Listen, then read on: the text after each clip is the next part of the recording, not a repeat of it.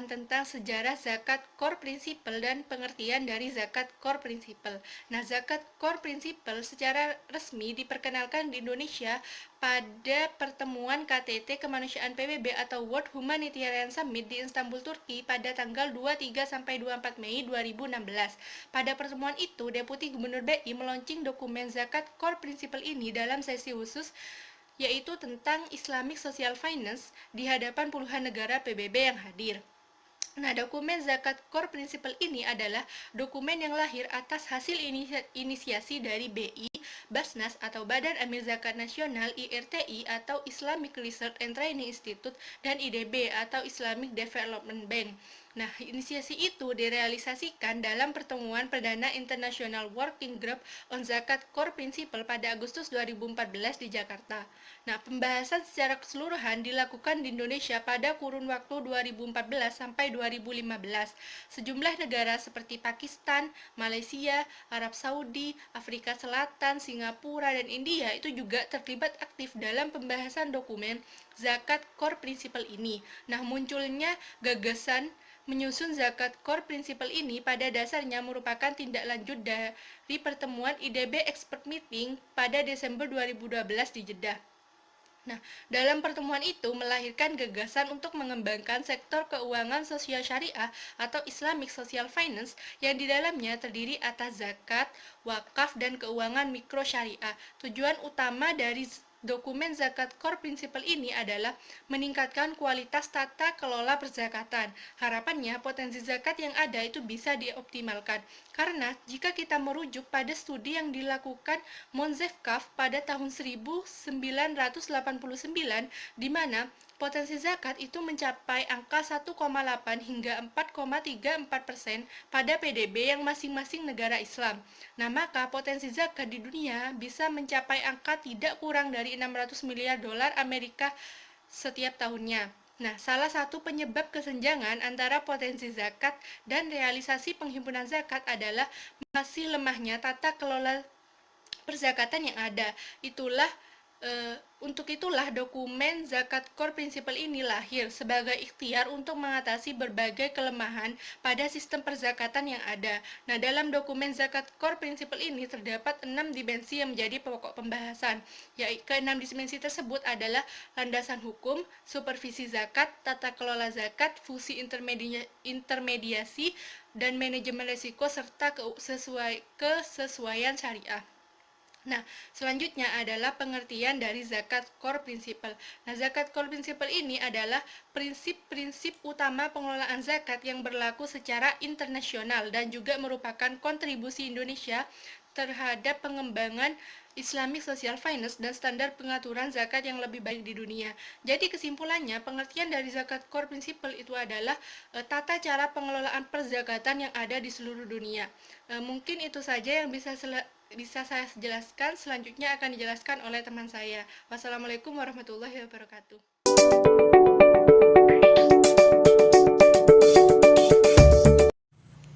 Assalamualaikum warahmatullahi wabarakatuh. Saya di sini Jumeriah NIM 062. Nah, di sini saya sebagai pemateri kedua yang akan menjelaskan tentang aspek atau prinsip utama dalam zakat core principle atau juga bisa disingkat sebagai ZCP. Nah, aspek atau prinsip dalam zakat core principle itu terdiri dari 6.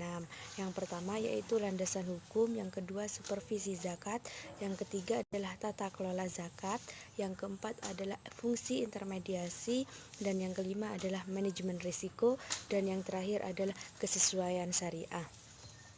Nah, yang pertama yaitu adalah landasan hukum, yakni menitikberatkan kepada urgensi bagi suatu negara untuk memiliki dasar hukum pengelolaan zakat yang jelas, seperti undang-undang, karena hal ini akan menjadi pondasi beroperasinya sistem pengelolaan zakat pada suatu negara.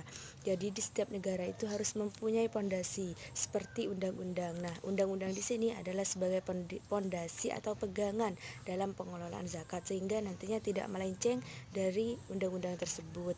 Yang selanjutnya yaitu adalah supervisi zakat, yakni harus ada pembagian yang jelas antara institusi yang melaksanakan aspek operasional pengelolaan zakat dengan institusi yang melakukan pengawasan.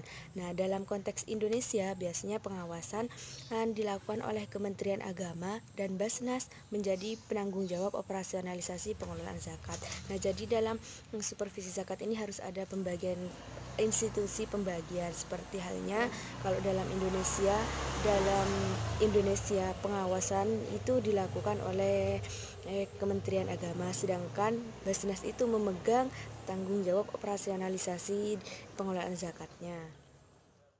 Yang ketiga yaitu tentang tata kelola zakat. Nah, tata kelola zakat itu memberikan panduan tentang bagaimana aspek tata kelola yang baik, mulai dari sisi penghimpunan, penyaluran hingga pada aspek pertanggungjawaban. Dan pengawasannya diharapkan transparansi dan akuntabilitas lembaga zakat betul-betul dapat dinilai dengan baik. Jadi dalam tata kelola zakat ini harus memberikan panduan tata kelola, aspek panduan bagaimana aspek tata kelola zakat itu, mulai dari penyaluran, penghimpunan, serta penanggung-jawabannya, dan di situ harus transparansi. Yang keempat yaitu fungsi intermediasi. Fungsi intermediasi ini dijalankan oleh institusi amil, seorang filosofi, dan tugas amil adalah menjembatani antara muzaki pembayar zakat dan mustahik penerima zakat. Dengan demikian, dana zakat yang diberikan dapat dimanfaatkan secara baik dan mampu mengubah kehidupan mustahik untuk lebih baik. Jadi di sini fungsi intermediasi ini adalah institusi amil. Institusi amil di sini adalah menjembatani antara muzaki dengan mustahik. Selanjutnya yang kelima adalah manajemen risiko, yakni menekankan pentingnya lembaga zakat untuk mengelola risiko yang mungkin ditimbulkan dari aktivitasnya. Lembaga zakat harus mampu mengidentifikasi risiko yang mungkin muncul dan menilai apakah risiko tersebut memiliki pengaruh yang serius terhadap kinerja lembaga atau dapat diabaikan. Jadi di sini itu harus dapat mengidentifikasi. Lembaga zakat itu harus dapat mengidentifikasi risiko-risiko yang akan terjadi. Apakah risiko itu nantinya berpengaruh atau tidak, sehingga nanti lembaga zakat itu juga dapat mengidentifikasi solusi dari permasalahan dari risiko ini apa, kayak gitu. Yang selanjutnya yaitu adalah kesesuaian syariah, yakni dalam pengelolaan zakat jangan sampai model pengelolaan zakat menyimpang dari syariah. Jadi di sini itu sudah jelas bahwasannya dalam pengelolaan zakat itu harus tetap berlandasan pada syariah, sehingga tidak boleh melenceng dari ketentuan-ketentuan syariah. Mungkin hanya ini yang dapat saya sampaikan, kurang lebihnya mohon maaf. Wassalamualaikum warahmatullahi wabarakatuh.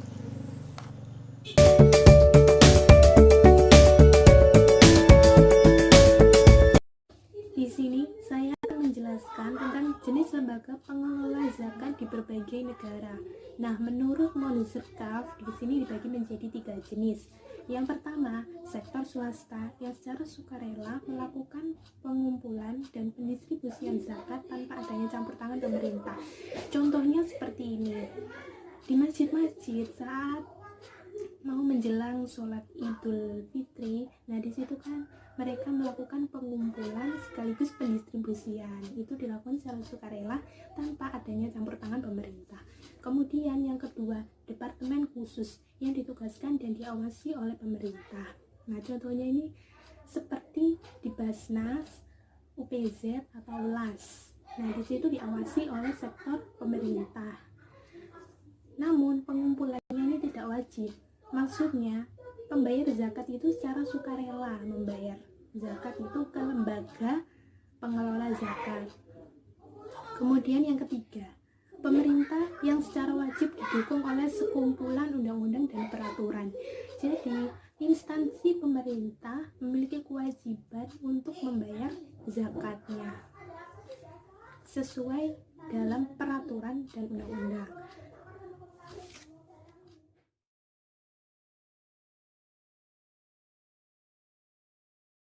Di sini saya akan menjelaskan tentang infrastruktur pendukung lembaga zakat.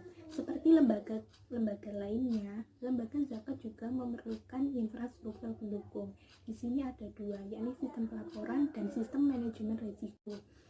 Yang pertama, sistem pelaporan. Sistem pelaporan sendiri itu dibagi dua, ada sistem pelaporan internal dan sistem pelaporan eksternal. Sistem pelaporan internal, lembaga zakat ini memantau pengumpulan, penyimpanan yang aman, dan pelaksanaan program pencairan. Yang nantinya sistem laporan tersebut akan dilaporkan kepada otoritas pengawas. Kemudian sistem pelaporan eksternal. Nah, di sini melaporkan aliran informasi keuangan. Informasi tersebut dapat berupa bentuk stok, arus, dan rasio. Nah, sistem pelaporan ini harus dilaporkan kepada otoritas pengawas secara teratur. Kemudian yang kedua, sistem manajemen risiko. Untuk merencanakan sebuah risiko, ini dibagi menjadi tiga, yakni risiko pencairan, yakni merencanakan keuangan yang akan didistribusikan kepada yang tepat dan mencatat semua pengelolaannya. Kemudian yang kedua, risiko operasional. Risiko operasional ini mencakup potensi penipuan, kegagalan teknis sistem komputer, pokoknya yang mengganggu selama kegiatan lembaga itu beroperasi sehari-hari. Nah, termasuk aspek yang tidak sesuai syariah. Nah, untuk meminimalkan potensi penipuan dan potensi pelanggaran syariah, lembaga zakat harus dilengkapi dengan struktur tata kelola yang baik. Kemudian yang ketiga, yakni resiko reputasi. Lembaga zakat itu mengandalkan dirinya mereka kepada kepercayaan publik. Buruknya sebuah informasi terhadap lembaga zakat tersebut, maka akan berpotensi untuk menghancurkan kepercayaan publik kepada lembaga zakat tersebut.